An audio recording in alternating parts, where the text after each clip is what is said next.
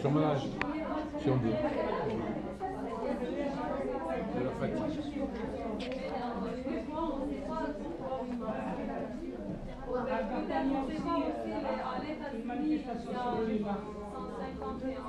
Les Chibani, c'est un mot un peu respectueux qui veut dire les vieux.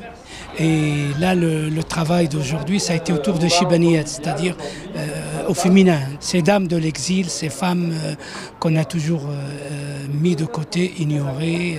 En plus des portraits, nous avons sélectionné des extraits de leurs récits de vie qui sont très très forts et qui sont très touchants. Ces femmes-là à qui on n'a jamais donné de parole, on leur a jamais donné la parole, elles se sont contentées de rester chez elles, je l'avais expliqué, élever les enfants, voilà, s'occuper du mari, de la maison, voilà, le ménage, la cuisine, tout ça. Mais après, par la suite, elles se sont retrouvées sans rien, quoi. Elles disaient qu'elles avaient honte parce qu'elles n'ont pas été scolarisées. Parce qu'il y a la honte, la gêne devant les enfants ou avec les enfants. Et il y a aussi la gêne de l'école, de la maîtresse, parce qu'on ne veut pas parler à la maîtresse.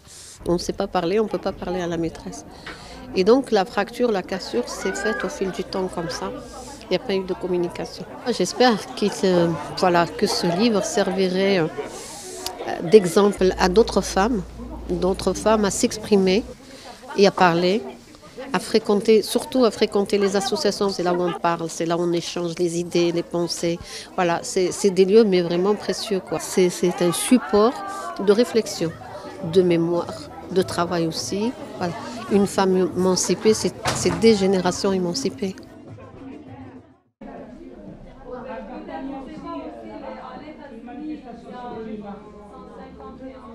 Les Chibani, c'est un mot un peu respectueux qui veut dire les vieux. Et là, le travail d'aujourd'hui, ça a été autour de Chibaniyat, c'est-à-dire au féminin. Ces dames de l'exil, ces femmes qu'on a toujours mis de côté, ignorées. En plus des portraits, nous avons sélectionné des extraits de leurs récits de vie qui sont très très forts et qui sont très touchants. Ces femmes-là à qui on n'a jamais donné de parole, on ne leur a jamais donné la parole, elles se sont contentées de rester chez elles, je l'avais expliqué, élever les enfants, voilà, s'occuper du mari, de la maison, voilà, le ménage, la cuisine, tout ça. Mais après, par la suite, elles se sont retrouvées sans rien, quoi. Elles disaient qu'elles avaient honte.